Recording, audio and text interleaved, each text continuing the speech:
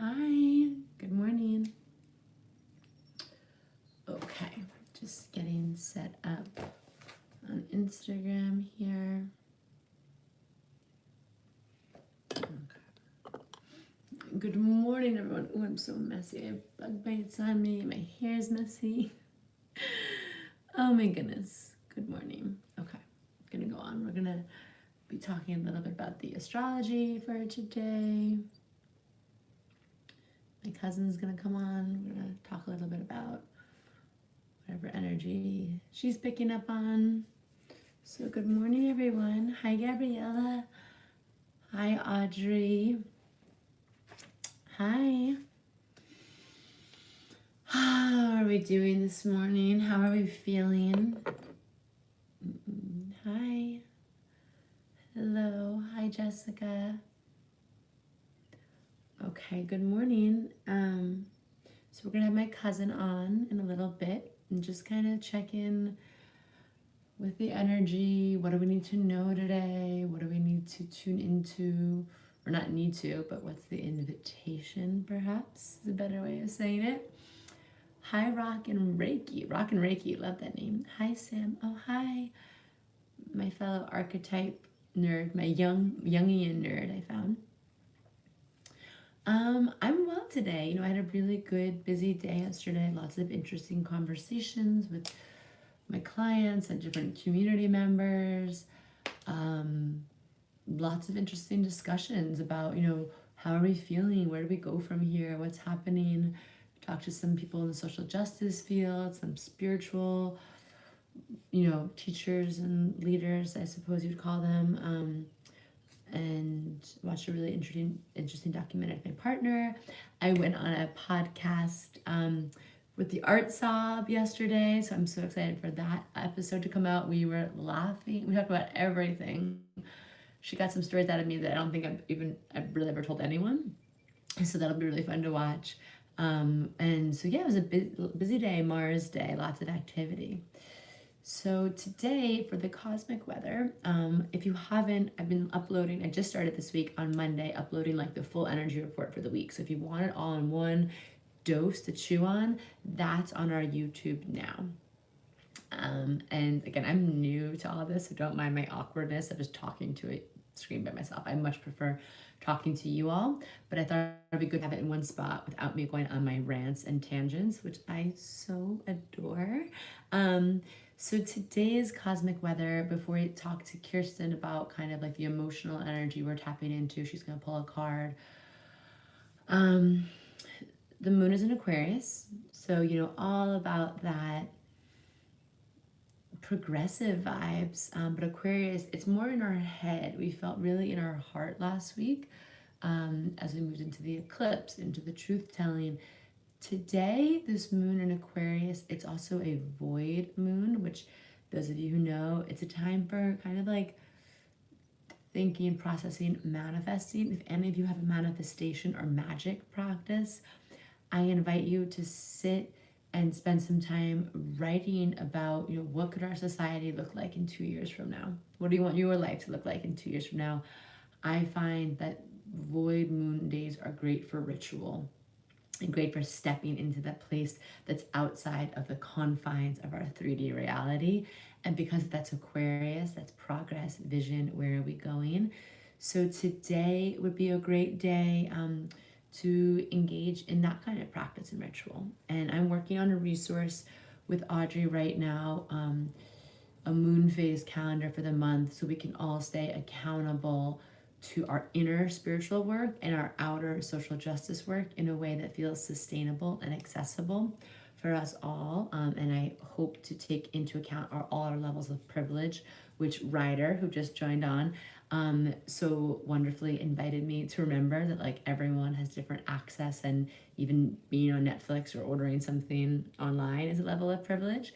So I'm gonna work on that for you all. I would love to hear just, I want to just create a map for us where we can sustainably keep this momentum going, but in a way in which we don't burn out, and in a way that we're also doing for every outer work, every outer action step, every donation, every book you read, every protest you go to, this is the balance of life. We need to do something inner. So maybe that's resting, maybe that's doing some stretching or breath work or reading a book, or maybe that's attending to your inner shadow work or your inner projections or fears or scarce mentality, scarcity mindset.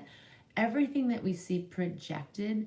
I'm reading the book How to Be Anti-Racist by Ibram X. Kendi right now, and he really talks about like it's not enough to just say I'm not a racist. We can't say that anymore. We all have to almost declare. He's like, it's okay just to say you're a little bit racist sometimes in the things that you think, because it's systemic. And that's how you begin to change, no matter what your skin color is, acknowledging that. And when he was talking, I was like, it just reminds me of shadow work. We resist the word racism so much that we don't do any of the work to get there because it's uncomfortable. It reminds me, it's collective shadow. So if we see something happening where one group of people is oppressing another because they don't want to give up their access to something, it's because probably on an individual level, we carry that somewhere within our own shadow, or we carry that ancestrally. So I'm not gonna get too much into it, but this is why I think this moon phase calendar will really help us, like outer work, inner work, setting a schedule 2 days a week, 2 days a month to donate to organizations that you believe in. And it's scheduled, it's budgeted, because a lot of these organizations are getting an influx of cash, but we know what happens with the news cycle. It's going to die off. The news cycle is going to want to make some hubbub, drum up about God knows what, the next thing of coronavirus or whatever the news cycle grabs onto. So we want to be here, still doing the work, still organizing, mobilizing, spreading out our resources, and then long after that news cycle is done, but also doing our inner work, being gentle with ourselves, loving ourselves. One of my cosmic bosses, Chris with a K, I linked to their channeling, their YouTube, and they just said, like, self-love is spiritual protection, and I love that. So I'm gonna map that out for you. So today is Moon in Aquarius, Moon void in Aquarius, a great time to release and to step into like that place of the manifestation place. And if you're looking for some action steps, I'm gonna be sharing.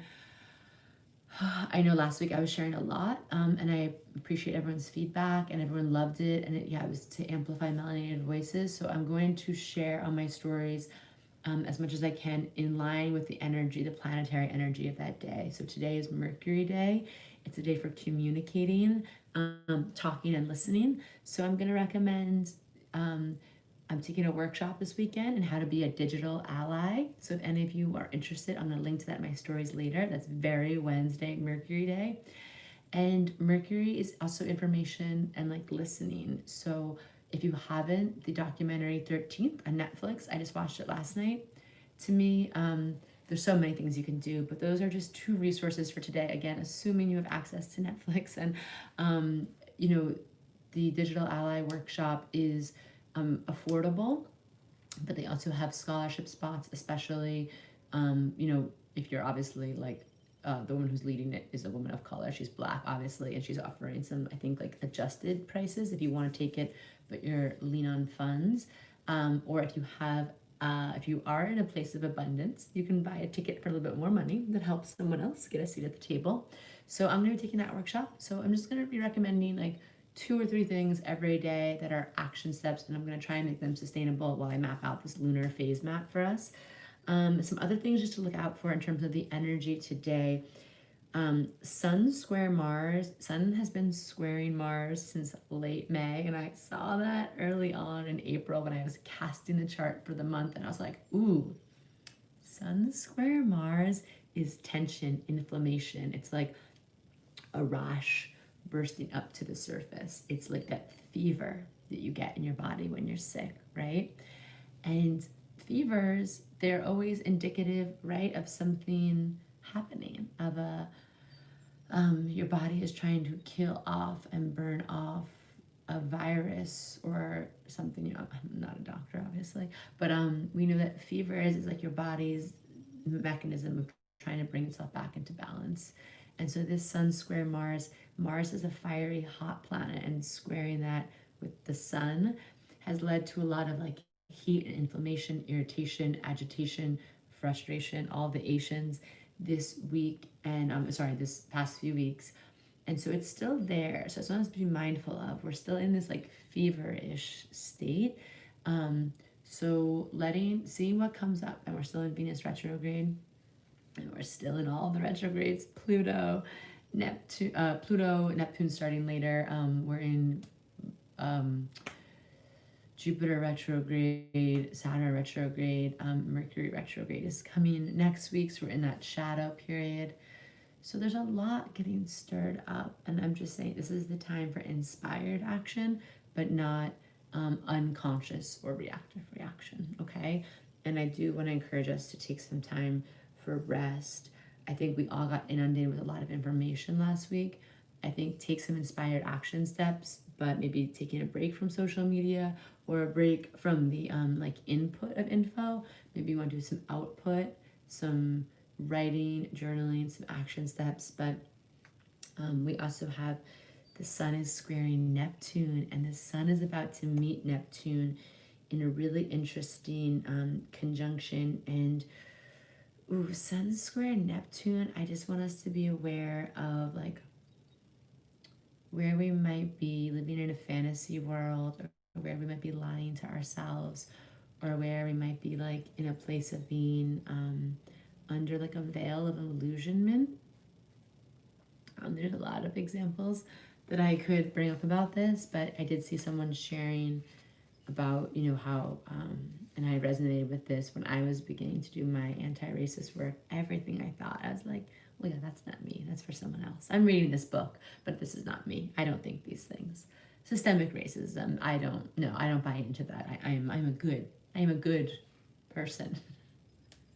And once I finally was confronted with that I am affected by that, by some amazing teachers who held really impeccable space for me in this field, it then allowed the actual healing and the wholeness to start coming back in, and for me to really live with what my intention was to be open-hearted and to be a spiritual warrior for everyone, for everyone's experience, and an inspiring one at that.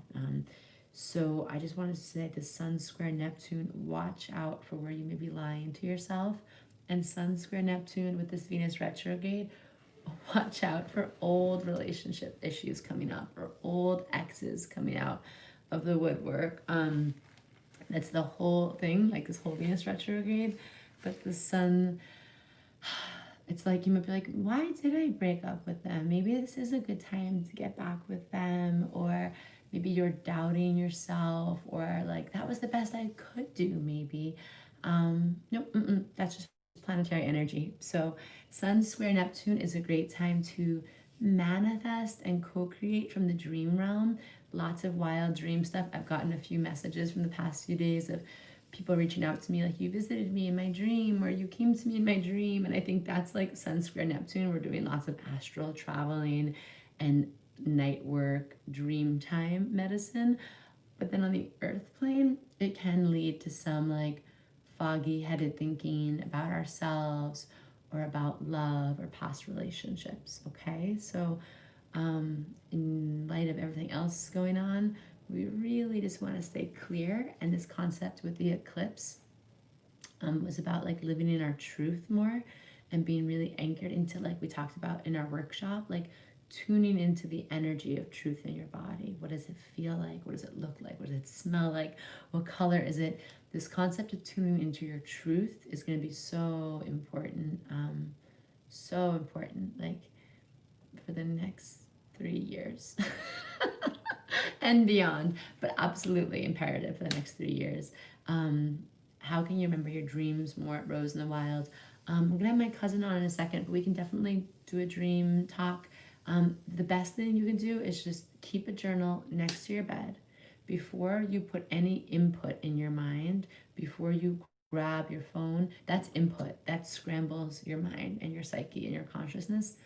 You have a journal, pen and paper, you write you write down anything you can remember from your dreams. It doesn't have to make sense. You just remember, like penguin, there was an arc, there was for some reason, hanging with Mr. Cooper guy was in my dream. You just write it all down.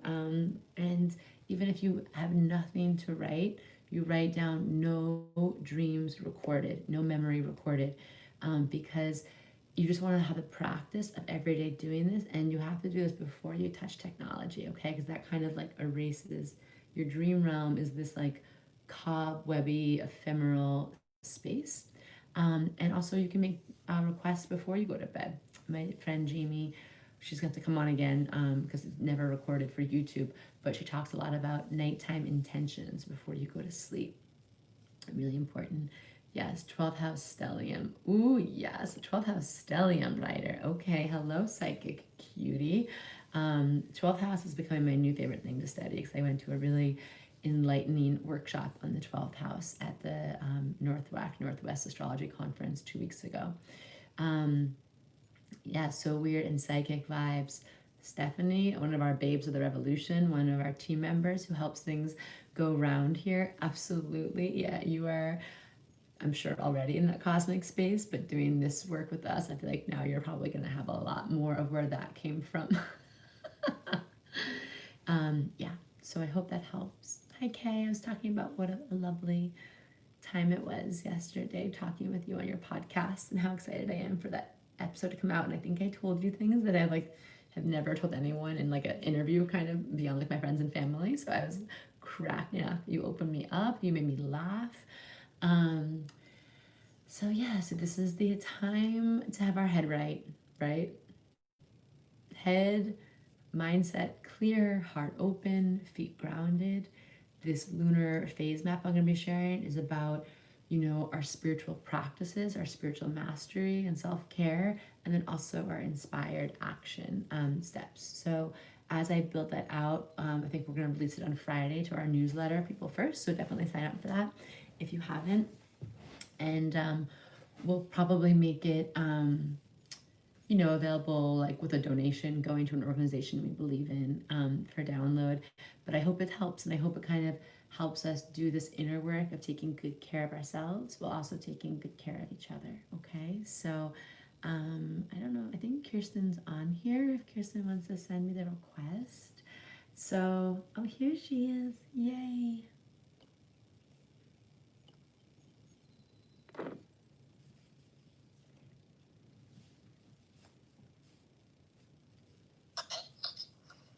Hi, Mama.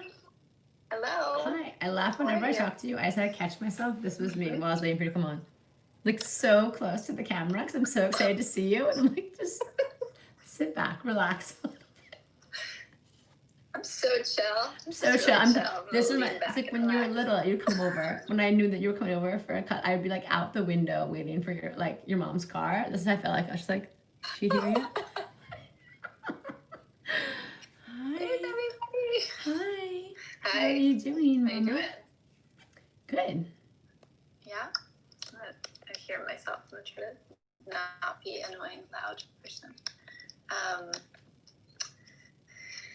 So, Christine, hi. I'm so happy. I'm like so happy when I put people's names together, and I feel like really Christine, excited yes. that I like know who their little, because I see people pop up, but I don't know who's who. I know. And sometimes I only know people's Instagram handles, and I'm like, I'm sorry that I keep referring to you just as that, but I also like love you dearly because you've been here for a long time. So yeah, it's so fun when you're like, now I know your name, your human name, offline name. Totally. So Neptune, huh? That's what's happening. Is that that ungrounding energy? Yeah.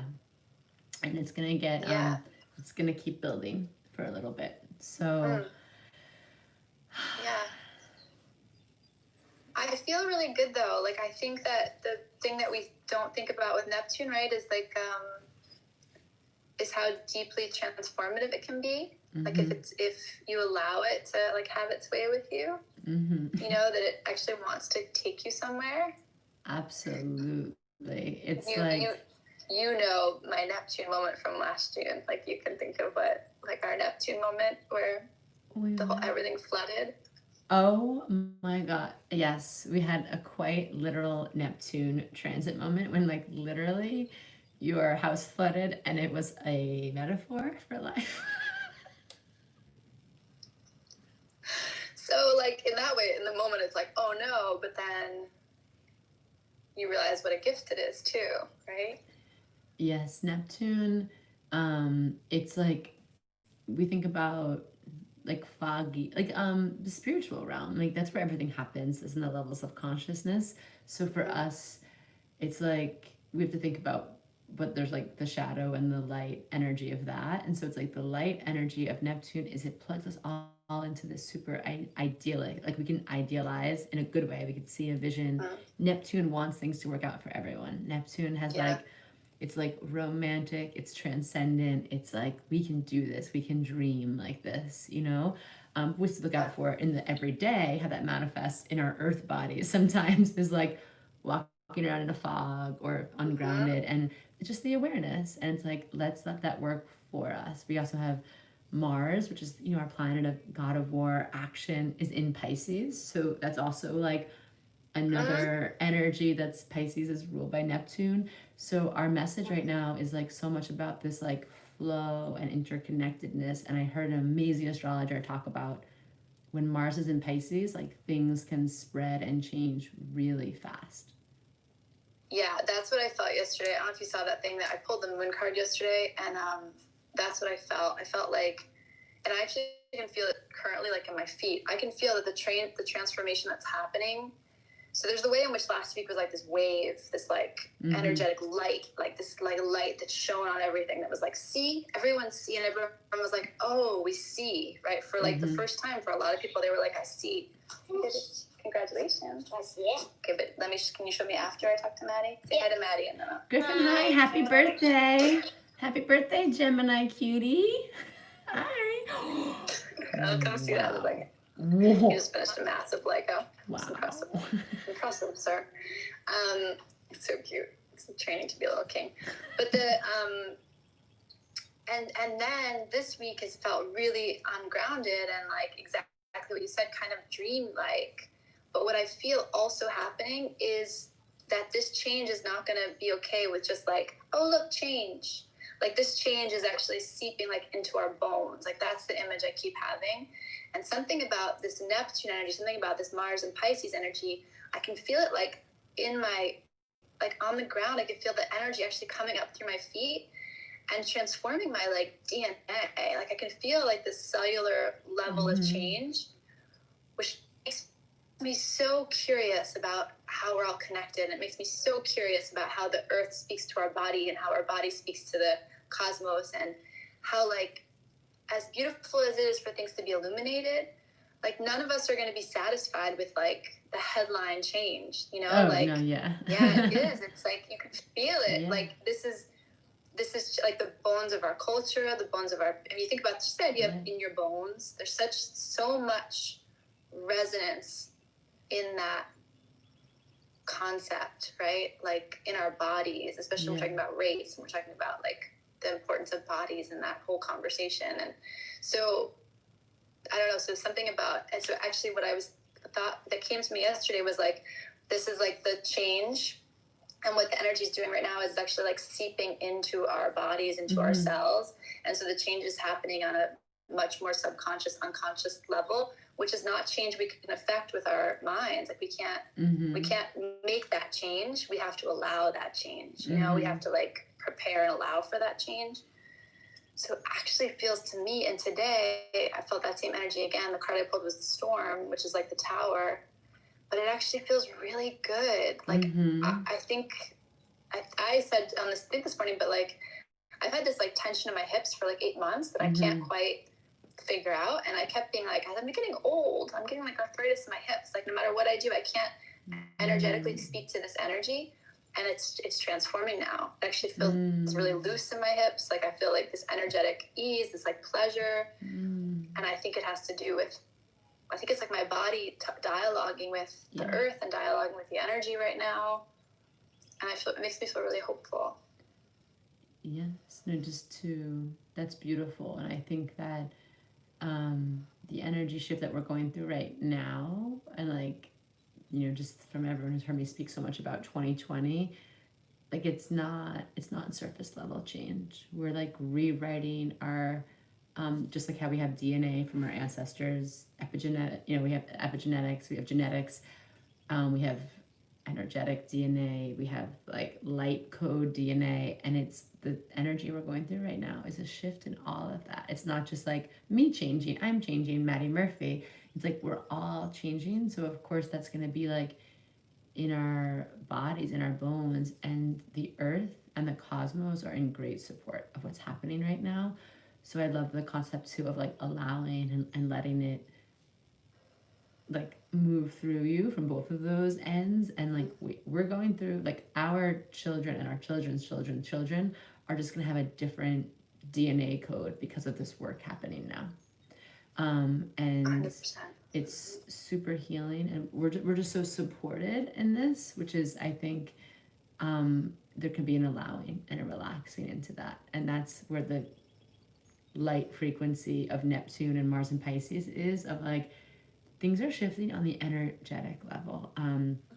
I watched some documentary last night and it was beautiful, but watching some of this footage from basically the whole story of racial inequity from the past 400 years in our country, and you're like, you just see things and they would mirror things like from the 1800s to the 1920s, from the 1950s to the 1980s, and you see how it's like a DNA strand, like these people never knew each other, but they're saying the exact same words, having the exact same, and so I'm like, oh, we're in like a big unbreaking of that, and we have to allow, like on an energetic level, for that to shift too right now, which is like all of this Mars and Pisces Neptune action, and like you said, you can feel that.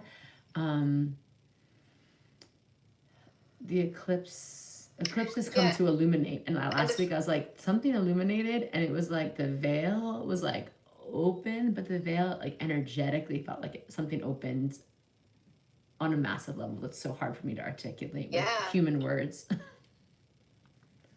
Yeah, and I don't think we don't even like, that's the beauty of the moon energy, and the beauty of Neptune is actually we don't need to have the words right now. Like we don't need to have the solution right now. We don't need to have the exact like plan right now. We can feel where we're going. And I think this idea of allowing, like, to feel literally the way water runs through cracks, like to allow the energy to move through your body that way, because what it will do is, like you said, like that light code DNA, like it actually, your body knows what it needs to do. Like your body, I believe your body is like here for this. Like I'm here for this. I came here for this, and just allow it to happen. Allow me to like take my shape. Allow me to take the shape of what I'm here to accomplish. That feels really powerful. And Audrey just said that, like that it does feel like everyone's like, well, coronavirus and civil rights or the racial question. No, like coronavirus and the racial question, like coronavirus and the economy, like coronavirus and equality, like the virus is the physical manifestation of this change that's being wrought on our DNA. Yeah. And I feel like I'm crazy to even say it, but it feels so good. Like it feels so right to allow that energy to move through my body. And I understand like why it's a surge of energy. So I can understand why it would feel, it does feel destabilizing. I also feel destabilized. But my teacher, this came up yesterday on a call we were having, and what John Wineland always says is like the truth of your heart in a moment offered as a gift, like cannot be wrong. Your heart is never wrong. All the things you tie to it and bind to it, that's something, right? But like what our hearts are seeking is like never wrong. And so just to kind of allow the energy to not have to move beyond this, just to be in this for this moment. Feels really powerful. It sounds counterintuitive. Like I should be doing something to be affecting the greatest change, to be the most powerful impact on the world. But I actually believe that it's the allowing of it to work its way through us that will have the greatest impact on the world. Yeah, a lot of this it's a balance of inner and outer. Right now, this exact moment we're in, it's open at Mars and Pisces. They said like that seeping through like water, through concrete or through a soil, it just absorbs it. That's what's happening. And I just want to say something to validate Audrey's thing about the virus. Funnily enough too, Mars in Pisces it like rules viruses, because it says like things can spread really fast, and so like change can really spread really fast. Virus, and that was Mars in Pisces is what people have been tracking with the spread of the virus and that kind of medical astrology community.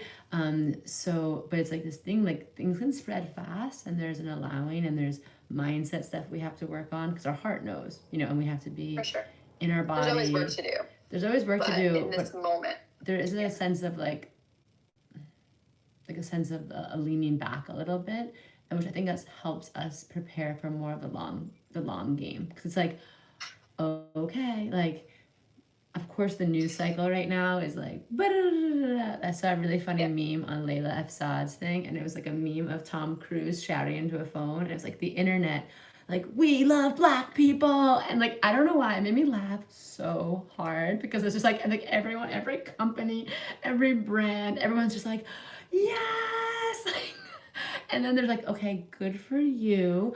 But to me, this spiritual warrior work that's like gonna usher in this like energetic like shift that we need, because like let's be honest, it's not gonna happen from like corporations and politicians and brands.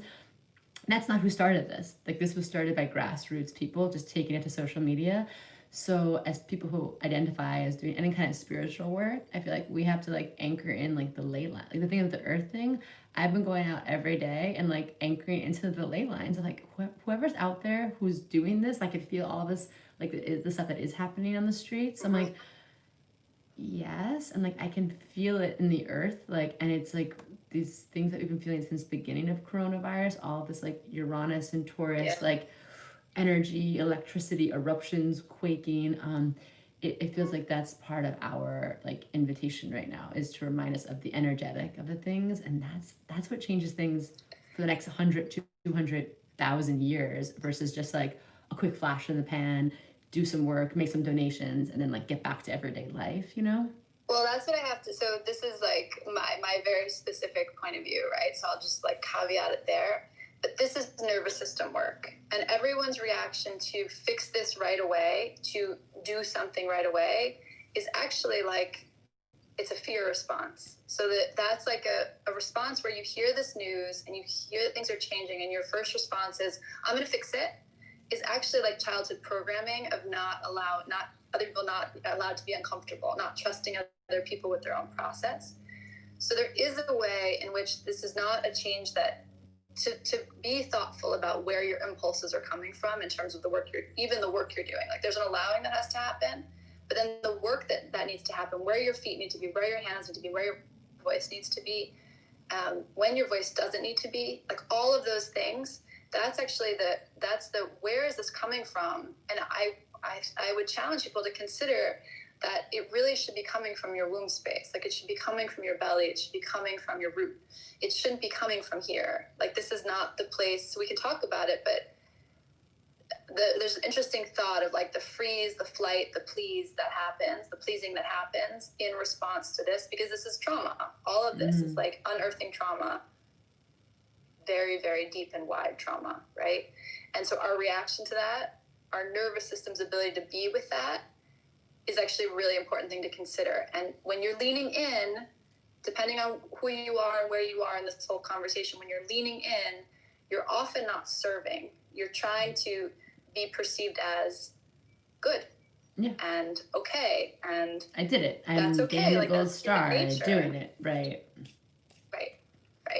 And so you want to feel, that's where this idea of like grounding and landing really comes in, to get deep and say like, what is the earth calling for my body to do in this moment?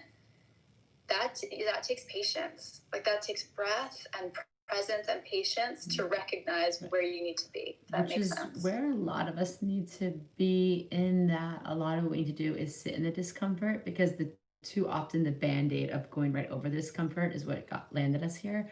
And also 100%. In that discomfort and in that breathing, and I know your teacher John Wineland speaks about this a lot, but like the embodiment and the presence that we need just to listen and not interject with no, but I know, or I can, like, and this is a place of such deep listening, and in so many ways, listening to other people, listening to ourselves, listening to the earth, and like and so that groundedness in that is like what I keep, like I keep seeing this thing of like being grounded. Like I keep picturing like everyone's like lower bodies like green and like connected to the earth, like we need to just be like this extension of that, because we operate so much up in this like helicopter of anxiety and motion and just doing things in a performative or optic way. Or to save, like the impulse to save each other. Well, what if we're all really equal? Then we don't need to be saved. Like, we need to be seen,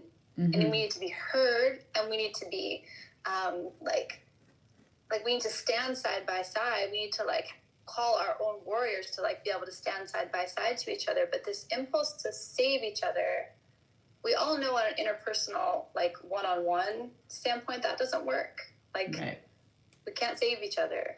We can get as strong as possible and clear as possible in our own bodies and in our own like habits, and strengthen our own nervous system to be with everyone else's process. Like, there's this way in which we want to like smooth over the process, and the process is messy, and the process is complicated, and the process hurts. Like, there's pain there, and that's okay. This is my very specific take on all of this, but I do feel really, I'm super interested in how people are willing to recognize their own habitual responses and their own nervous systems, the role that their nervous system is playing, and the work that they can do on their own nervous system to be more present and fully, empowered in this. So that's what I think. It all has a seat at the table right now in terms of like your someone spoke to their emotions and like being angry. If you are angry, like that's a beautiful, and that's like the thing I always talk about with sacred rage. It's just like channeling that heat is good. It puts us into motion sometimes. But if you're not angry and that's something that you're unpacking in your own way, it's not a, I always ask sometimes, like, sometimes with that flight or please, sometimes we feel I work with a lot of my clients who say that they're uncomfortable with even tapping into anger because they're nervous about what do they do with it, or what if they can't put it back.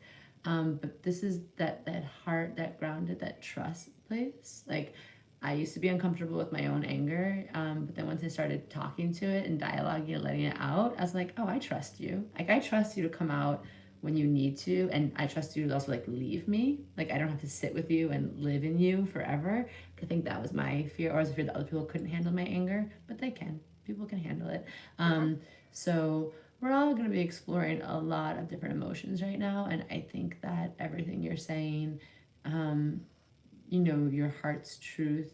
I keep picturing this like ding, ding, ding, like keep your mind. This is where we need to clear ourselves of like the projections and the stories and the like stuff that we're pushing out into the world. Like, and this is that awareness, but then like tuning into our hearts and keeping them so open and vulnerable, which is going to be like messing up along the way. It's going to be listening. It's going to be like following that heart's truth, even when it feels really scary and our voice feels shaky.